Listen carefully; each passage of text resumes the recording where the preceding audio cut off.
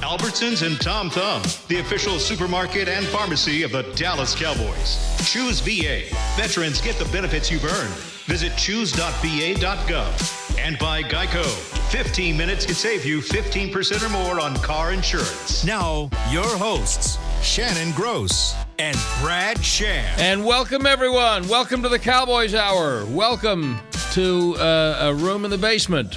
Well, we're back on protocol, Shannon. We are. But you know one thing that hasn't changed? It's Victory Monday! Let's go. All right. Doesn't matter where we are. And we did not rehearse that, friends. We did not rehearse that.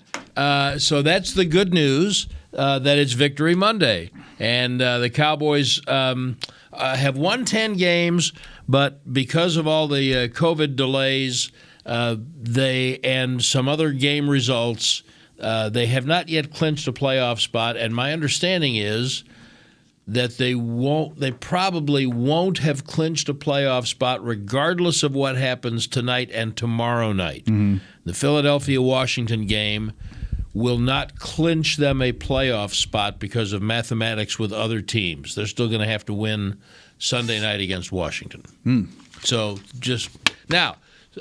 So everybody's on COVID protocols because of all that's going on in the league, and that means the players are not permitted to do any live, remote, or charity. By the way, they even specified charity appearances, and so that's why we are in the Cowboys podcast studio, Shannon and I. The basement, where I am happy to say they have the NFL Network going on so we can watch the Raiders-Browns game. Mm-hmm. And why we're not at the Ford Center at the Star, right, on the South Concourse, which has been our custom this year.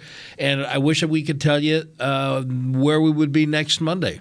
But I can't because it's all going to depend on COVID. Week to week right now. That's what we are. And I also wish I could tell you that our guest Cowboys tackle Terence Steele was with us and we could introduce him to you now. I wish I could tell you that. Why can't you? Well, I mean, I could. I could say it.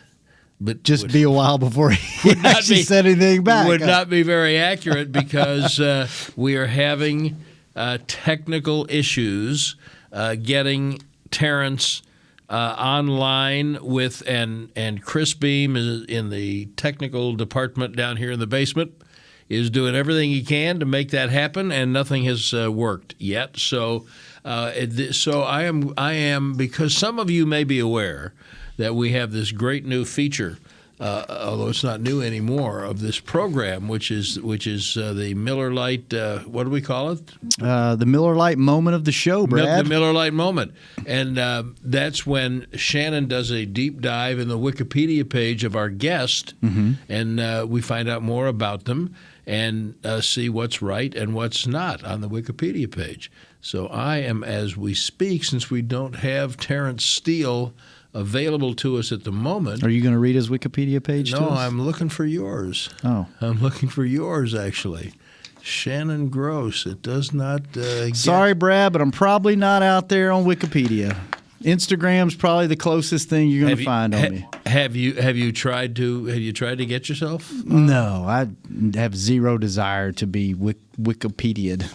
Zero. Well, in the meantime, we are now delighted to say that telephonically, old school, from his palatial mansion somewhere in the greater Frisco area, his Cowboys tackle Terence Steele. And Terence, welcome to the Cowboys Hour, and thank you for your patience and everything you've been going through trying to get the video hookup set up. And so thank you for joining us on the telephone right now. We think. Terence, you there? Oh, he dropped. Okay.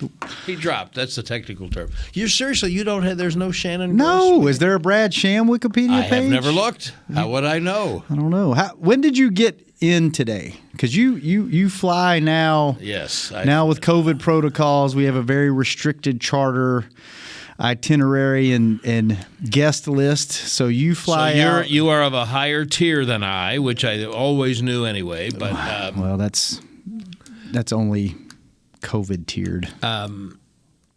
Our flight, I was on a flight with most of our radio crew and several other members of the media.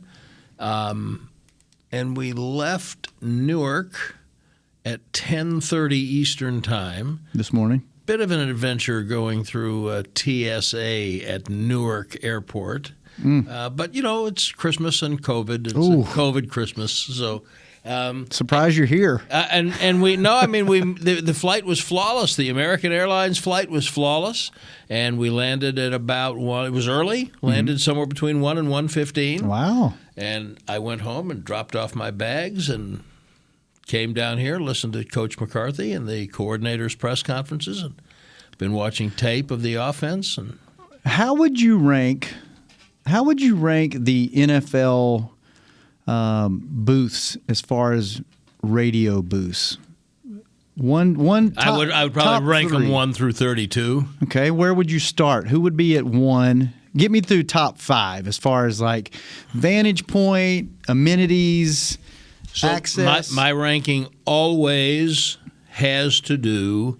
I mean, obviously, AT&T Stadium is at home, so I'm not getting on an airplane, so that's pretty high up. And the amenities are way beyond anything else that anybody else has at AT&T Stadium. Cannot beat the game day food at AT&T Stadium. Not only that, we have what really was probably originally designed as a suite.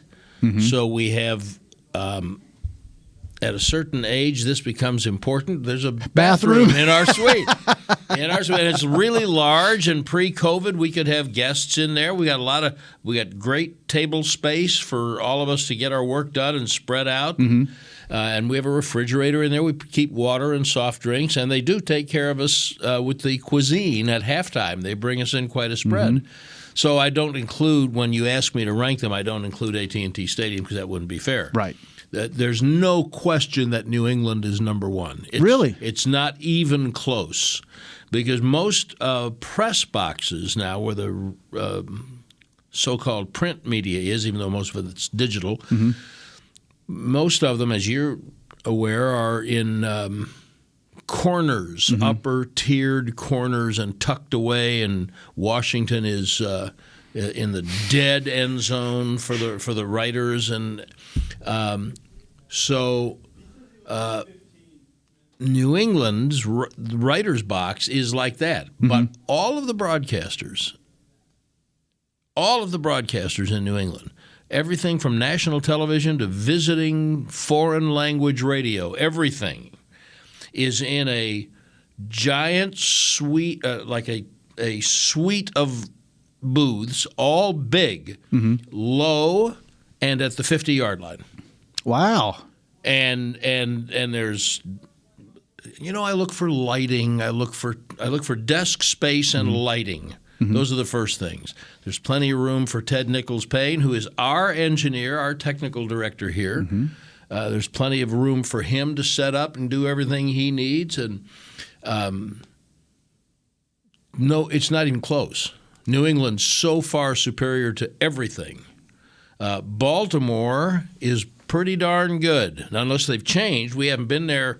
They played in Baltimore last year. We couldn't go. Right. So the last time I was in Baltimore, it's again, it's about a 40-yard line. It's big. It's not quite as appointed as the one in New England, but it's good. Which surprises me, because those are two relatively new stadiums, and the reason why they put the media in the corners now is because the suites, they can sell them. They can sell them, and that's premium space on the 40, 50-yard line, and you can get really good money for those. So in New England, it's below the suite level. When they built Gillette Stadium, the suite level is a little bit above it. So they're not, you could, of course, they could turn them into suites, but they're not taking away from any of the suites that were built. In Baltimore, it's when I say it's less well appointed, it's really more of a like a well. It's like it was not designed for a suite. It was designed for cameras, but it's really spacious and it's in a really good location. So then the things I look for are desk space, sight lines, lighting, and then somewhere down there, and I'm not kidding because we're there for 4 hours, is proximity to a restroom. So now you get differences of opinion. Like Chicago at Soldier Field, very old, but the sight lines are good. It's not teensy. It's not nearly as big as what we're used to at home, but the sight lines are good, and it's about in the 40-yard line. So that was pretty good. Carolina's pretty good. At the bottom end of the rung, I guess. Sure. Washington. Yeah, well, for me, Washington. They have y'all back in the corner above. We would have to. It's first of all, it's low. In the corner of the end zone. So we're not even in the end zone. We'd have to move about 15 yards to get into the end zone, right. And it's low, so you have no depth perception. At least like at AT&T Stadium, we're in the corner, but we're high, and of course the great board there helps. You can cheat to that if you need to. But if you want to look at the other end of the field, you can see everything unfolding. So Minnesota is a little bit like that at the other end, except without the big TV hanging there, and so but Washington is the very worst. We'll table this. Hopefully, not get into this anymore. Let's try again with Terence Steele. Terence, how are you? Can you hear me? Hey, how you doing? There he is. There he is. The pride of Cibolo, Texas. How you doing? So, awesome. Brad and Shannon welcoming you in. We're just in time to about take our first break. So I made this great speech before we got you on that I'll make again to thank you for your patience in fighting through trying to get this hookup done, and in your indulgence in joining us on the phone. And congratulations on the win, because it is, what is it, Shannon?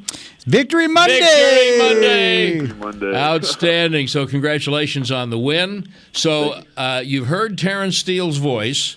Now, wherever you are, whatever you're doing, don't move. Stay right there in that exact spot.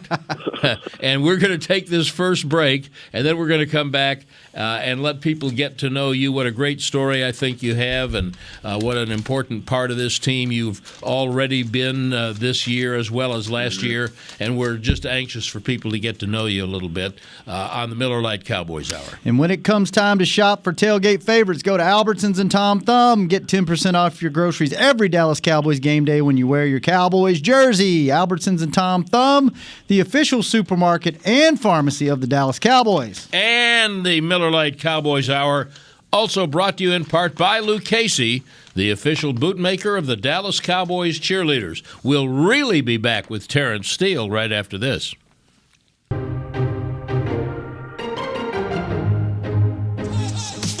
To the Miller Lite Cowboys Hour, supported by Albertsons and Omni Hotels and Resorts.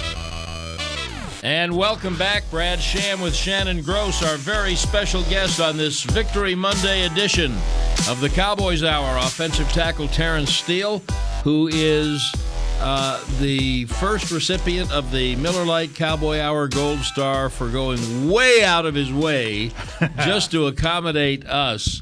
So we were talking during the break. Terence lives up near Prosper, and they couldn't make the video connection work for those of you who are streaming us on DallasCowboys.com. And so, well, that's fine. We'll just get on the phone. And for some reason, even in your house, you said, Terence, it wasn't working. Yep. And so you're at a gas station now. Yeah, I'm at the gas station right up the road. Well, can we at least we ought to be able to fill his car up, shouldn't we? At least something. At the very least. All right, so Terence, let's talk a little bit about the swings of the offense this year. Can you guys who play in the offensive line have such specific things that you have to do? Are you even aware of the rhythm, the ebbs and flows of things when the offense is going good or not going good? I mean, of course. Okay. Yeah, I think every player on the offense kind of feels that. I can definitely tell when things are going good, when things are going bad. just ebbs and flows, like you said. So do you think in the last couple of weeks, does it feel at all like you guys are starting to rediscover some rhythm? I'm not quite as hung up as a lot of fans are on the numbers of the first few weeks of the season, but you can tell when an offense is in a rhythm. Does it feel like that's coming back a little bit? 100%. You hit it right on the money. Yeah, there's definitely a rhythm coming back into it. Kind of how it was in the beginning of the season. I definitely feel it now for sure. And what's that feel like when it's going good? Oh, that's the best feeling on earth. Everything's just flowing, everything's rolling, everyone's in sync, everyone's playing for the man next to them, and it just feels really good. So that's probably one of the best feelings playing the game, honestly. What is it like, Terrence? You guys at the beginning of the year were rocking and rolling on offense, and I think when the season started, all the fans were just hoping that the defense could be hoping to be a middle of the pack defense and let the offense kind of carry us through the season. And now it's kind of flipped a little bit. The defense is one hell of a defense, and now the fans are kind of waiting on the offense to get it figured out. And I think when the offense does figure it out, no one's going to want a part of this team heading into the playoffs. And once you get there, but what is it like as an offensive guy to know that the defense has your back when you need them, and how they've kind of come together as a group and really things are clicking? How do you feel whenever you head to the sideline and know that they're out on the field? Oh, I have 100% trust in them that they're going to go out there and get us the ball back, whether it's just fourth down stops or, picks from Trayvon. But, no, it's a good feeling to know that the defense go out there and get their best and get a stop. And, your story is one of my very favorites on this team because let's start off with being an undrafted free agent from Texas Tech. Did you think you would be drafted? Was that a disappointment at the very beginning of it? Oh yeah, 100%. I thought I was getting drafted. It was a long 3 days. I'll just say that. And I'm sure you had an agent, people advising you. What did they tell you happened? Who led you to believe that you would be drafted at some point? And then what have people said about why that didn't happen for you? I think everyone I talked to said I was going to be drafted. It was probably going to be on the third day, later on in the rounds. But why I fell, I would probably point that to the Senior Bowl. I didn't have my best performance there. That could have been a reason why. And when you then did not get drafted, how many teams were trying to sign you, and how difficult or easy was the decision to come here? Yeah, I had about 3 or 4 teams wanted to sign me, and the choice is pretty easy. The opportunity here is crazy, and playing for the best franchise ever. So it's a blessing for sure. I need you to tell Shannon a little bit about Cibolo, because he was not familiar at all with your hometown when I told him where you're from. Well, Cibolo it's a big military town. Little San Antonio. Cibolo's in San Antonio, and San Antonio is like a huge military town. So it's just a suburb of San Antonio. Not really much going on there, really, honestly. Great Cowboy fan base in San Antonio. Huge. So were you a Cowboy fan before you went to Tech? I wasn't. Honestly, I was not. Uh-oh. Who are you a fan of? Fan of another team? Which is okay. Yeah. No, growing up, I was always a Tennessee Titans fan. Okay. Because? So, growing up, I was a military child, and that was the second state we lived in, and that was I just chose to go with them because I was living there at the time, and I was young, and they seemed like a cool team. So I'm very intrigued by this because my dad was in the military during World War II. So I lived a lot of different places, but not because of the military. His job just happened to take us there. But people who are military families are accustomed to having great travelogues. So how many places did you live growing up? So I was born in New Mexico, and then we moved to Tennessee, and then Alabama, then Hawaii, and then finally stationed in San Antonio. And what's the number of years you lived in one place when you were a kid? Ooh, it's definitely going to be San Antonio.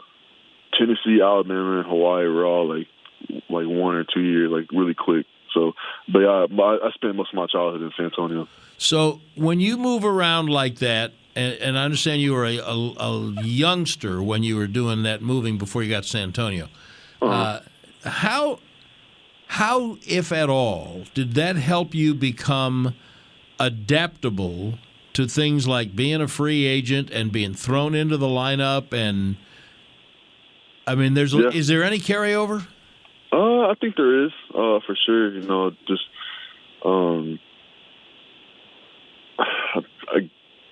just being I'm not really sure, honestly. But I think there is for sure, though. I just looked up Cibolo. I know exactly where it is. It's in between New Braunfels and San Antonio, which Yep. I've been on one of those rivers before. Don't remember a lot about it, but I've been down there before. I know, yeah. So were you a big – did you – two questions. One, have you ever floated any of the rivers down there? And two, did you ever go to a Cowboys training camp when we were down in San Antonio? No, I've never been to a Cowboys training camp, but I did hear stories about y'all being down there for a little bit. Mm-hmm. And as far as the rivers, I've definitely floated the Cozumel for sure. That's one of my favorite ones to float. You ever floated one of those rivers, Brad? Not one of those. I have not, but I know I just haven't had the opportunity. Has not presented itself. Still time. I'm not dead yet. So you sign with the Cowboys, Terrence, coming out of Texas Tech, and you come in the craziest year because everything was shut down and you couldn't even really have an off season. What was that like? Here, welcome to the NFL, young man, but don't go near anyone and stay in your room. Yeah, it was crazy because that was during everything was locked down, so I couldn't really go anywhere to train. So I was back home just training by myself. I was find an open field, trying to get some sets in, and keep it with my conditioning, just running laps around the field and stuff like that. And I pretty much did it all summer up until training camp, and then just killed all the workouts and really got into my playbook and just try to master this offense as best as I could. And I kind of got thrown in the fire there a little bit, but I feel like I made the best of my opportunity for sure. Did your attitude change or your approach after the Senior Bowl and then the draft? Did you decide you needed to do something different? No, I think it just motivated me to go a little bit harder, just train harder and just take my nutrition, better and stuff like that. Take better of my body. Just little stuff like that. Just fine-tuning stuff. So I have a question a little bit off topic for you. Offensive linemen, especially on this team, are known to be kind of quiet and keep to themselves. We won't tell them, but if Tyron and Zach and Tyler and Connor and all those guys find out that you were on a radio show, are they going to give you any flack for that? And will there be any fines involved? Yeah, I think there's going to be a fine definitely involved if they find out. Okay, well, just so you know, I mean, I'm going to have your back on this, right. Terrence, because Tyron's already been on the show this year. Mm-hmm. And he's been on the show every year since he's been in the league, and so is Zach, who's going to be on in the next month. So if you just tell them Brad will pay the fine for you. I've got your back. I can talk to those guys. I'll definitely pass that message along for yes, thank you. Who's the judge of the offensive line kangaroo court? Who do you have to answer to? Zach and Tyron for sure. I got those guys. I got you, Terrence. Send them a preemptive text, Brad. I will. I got you. I'm not gonna let anything bad happen to you. All right, Terence Steele, the Cowboys' second-year tackle, is our guest on the Miller Lite Cowboys Hour this evening, and we're brought to you in part by Papa John's. Better ingredients, better pizza. Papa John's, the official pizza of the Dallas Cowboys. And at the Omni Frisco Hotel, you can kick off your stay at the official hotel of the Dallas Cowboys with style, cool off in the elevated pool, savor upscale comfort food at neighborhood services, and enjoy all the dining and entertainment options the Star has to offer. Visit omnihotels.com/Frisco to learn more and turn the next home game into a weekend getaway. We are on Victory Monday on the Cowboys Hour with Terence Steele, and we'll be right back.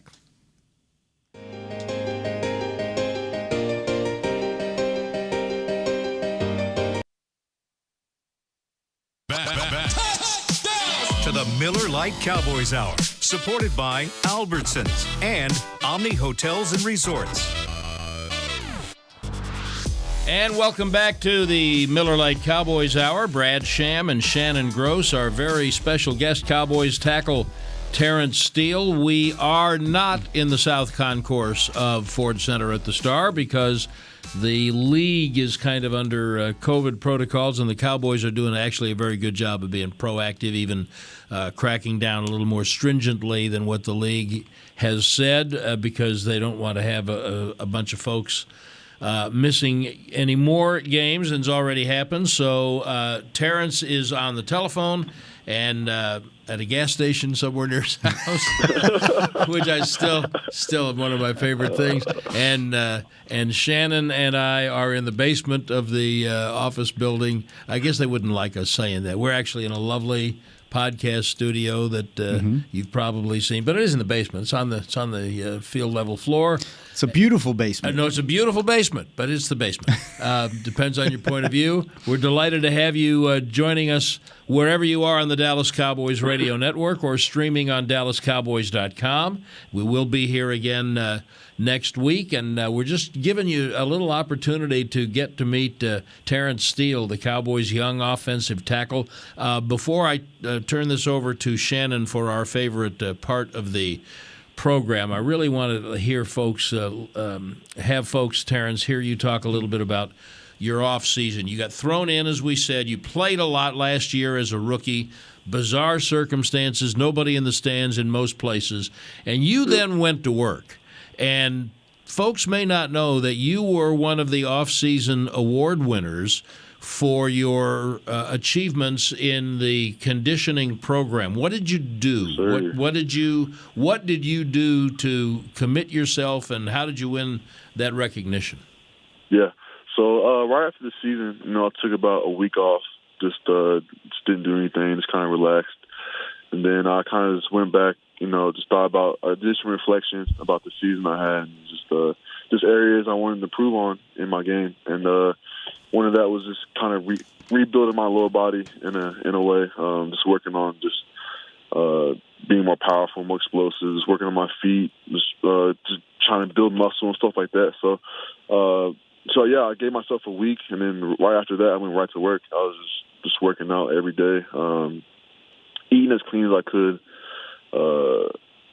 Yeah, I was probably going 6 days a week, and just giving myself like a Sunday or something off, and just using that day to relax, and then going right back at it the next week. And I did that pretty much the whole off season. I might have given myself 1 or 2 weeks off, here and there, but for the most part, I was training pretty much every day. And then about halfway through the off season, I got with Duke Manyweather. He's a offensive lineman kind of coach that I go to. He's here in Allen. I went to him. I was with him a lot, and he also, was a big factor in me improving this offseason for sure. You talked about eating clean. How many calories do you take in during, or do you even keep up with that during the season, like on a daily basis? I really don't keep up with it. I kind of just portion control a little bit. And yeah, I don't really count my calories like that. I just eye everything and just make sure I'm not overeating. Well, I mean, you're a big guy to begin with. right? Yeah. Mm-hmm. So when you say you were trying to eat clean, when you're eating dirty, what are you eating? Because now you're talking my language. Yeah. Usually, I always go with pizza for sure. I love pizza. I can kill a box or two. In Or two. if I had the chance. That's impressive. All right. Yeah. I love sweets. I love chocolate. Anything chocolate, I will devour. Ice cream, chips, all that stuff. I had to stay away from it. And do you stay away from it during the season? Yeah. Yes, I do. How? Because down at the training table, they have it.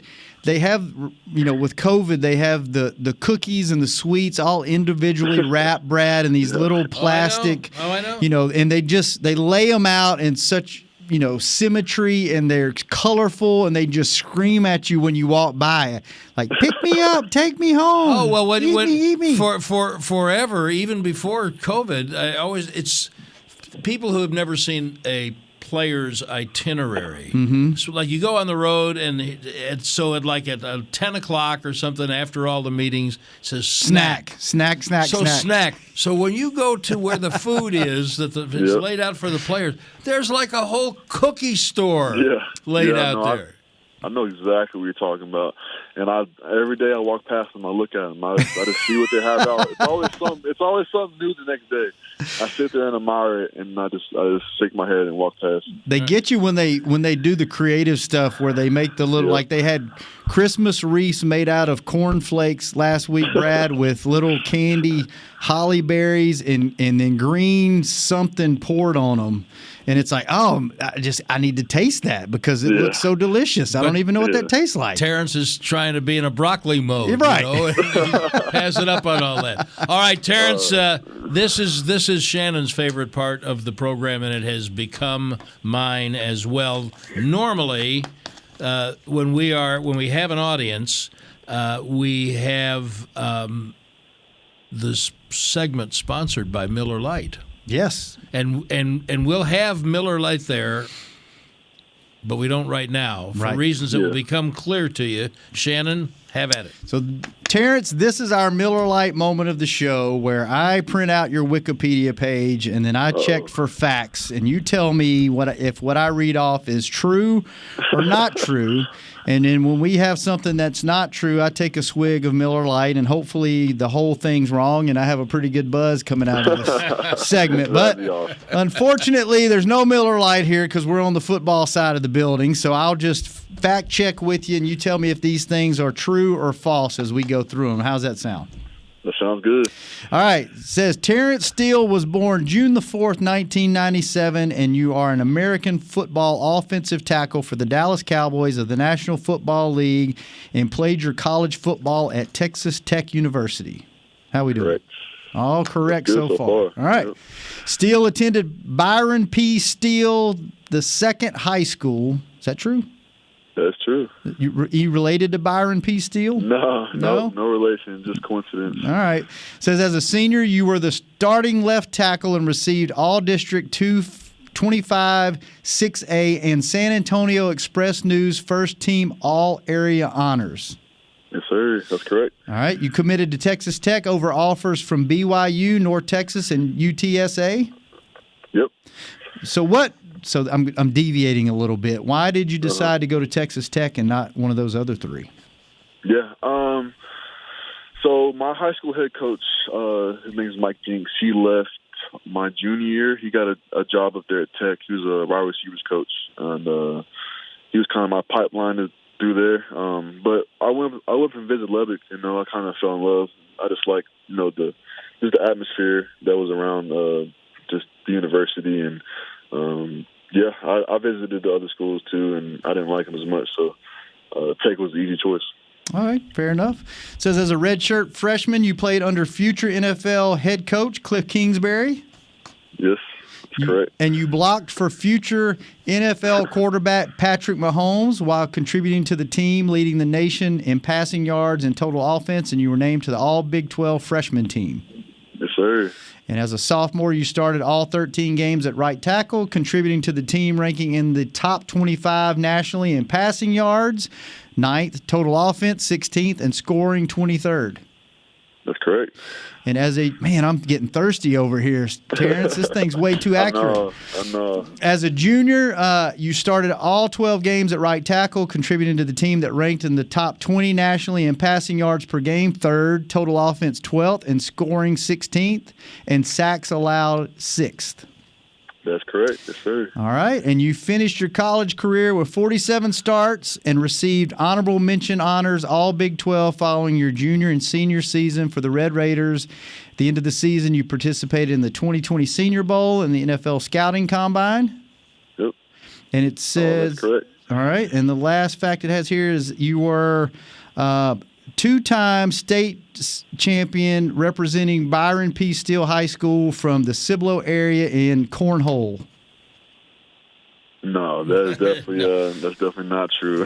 That's Shannon writes that in there so that he can make sure he gets a little Miller Lite. Yeah. So I've totally made that one up. And Chris, that's helping produce our show, is a big cornhole player. So I threw that one in there for him. So that was our Miller Lite moment of the show. Terrence, thank you for playing along. Although you have a very accurate Wikipedia page. I was surprised. I was hoping for something funny. Me too. I was hoping for something that was totally made up and almost offensive, but it wasn't. So. Well, after playing in Kingsbury's offense, that's a pretty fast-paced offense that you guys played at Tech. Was the NFL like easy by comparison? Honestly, yes. Coming from an air raid offense like you said with Kingsbury is, just huddling after every play is kind of it was nice. It was a nice adjustment. I'll say that. Well, we're going to take our last break, and when we come back, we're going to talk about your adjusting from right tackle to left tackle and back to right tackle, and now sharing left tackle in a game. That was probably a new experience, but it seemed to work out pretty well, and we'll look forward a little bit.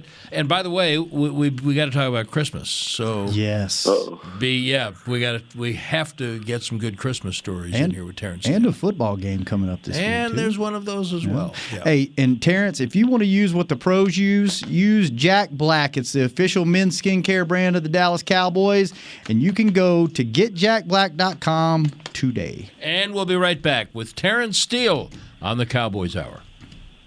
Back to the Miller Lite Cowboys Hour, supported by Albertsons and Omni Hotels and Resorts.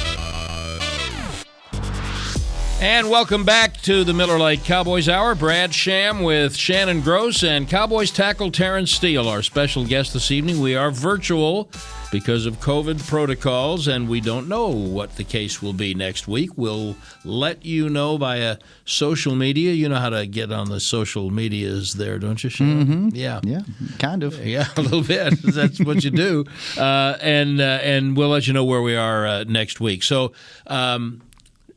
Terrence, before we took the break, Shannon mentioned there's a little football game Sunday night, second game against Washington. This is your first experience making a run at the playoffs. What's it feel like? How does it feel different right now? Yeah, it's crazy. It kind of set in after our last game too. I've never been in this position, so it's exciting. Just tread new waters, and I'm just trying to soak it all in for sure. It seems like from the outside looking in that, there's some teams that you get a little chippy with, and it looks like, you get, at the end of the game, you kind of get tired of playing each other. But it seems like with Washington, you guys have a genuine beef with those guys. Is there a little extra in that game last time? And is, it just seems like there's something there. Oh, of course. It's our top divisional game we play for sure. And, it's always chippy, no matter what it is. Those are the games you come out, sore the next day after. And you seem like, and I've seen you're not afraid to play to the whistle or a little bit after the whistle. Yeah.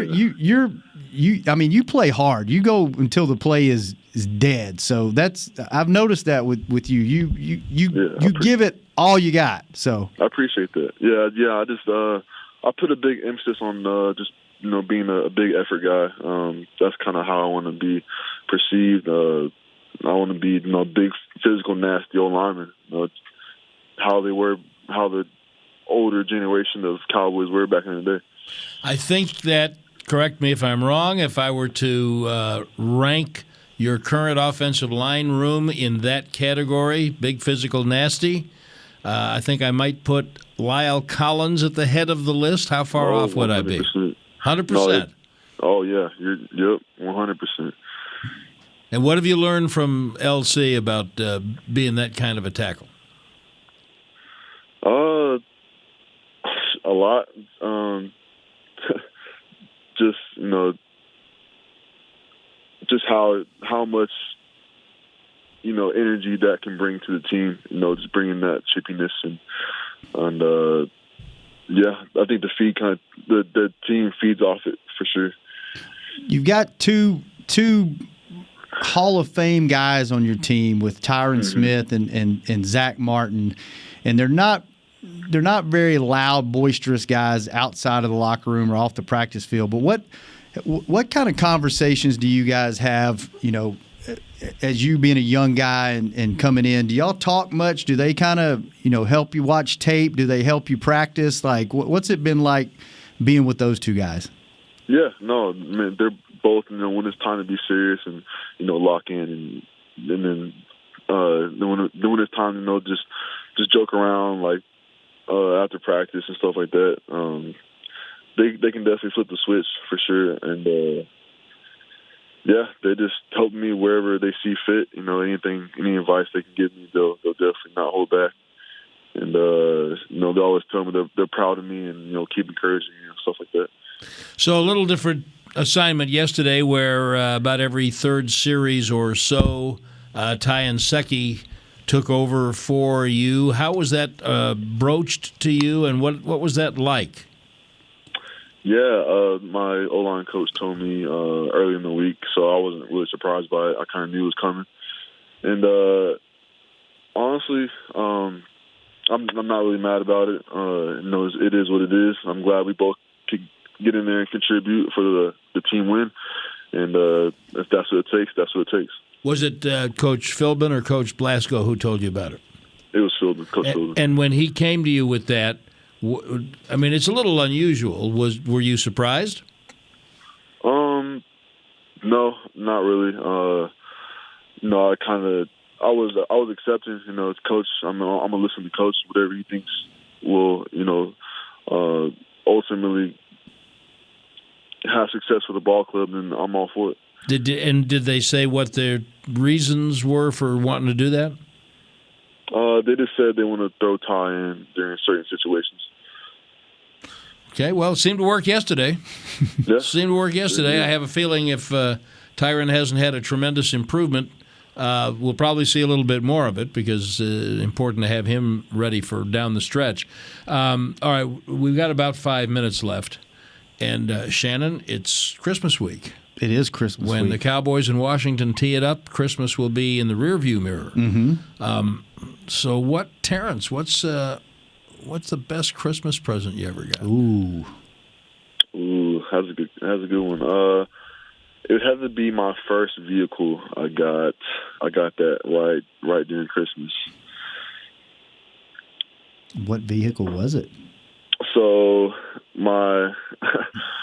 so it was my very first one, and my parents were teasing me all the way up. They're like, "Oh, we're gonna get you a Nissan Cube, like just the ugliest car ever," and stuff like that.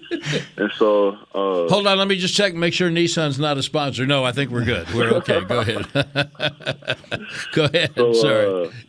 So we pull up to a McDonald's parking lot, and then there's a truck sitting in the parking lot and with a for sale sign.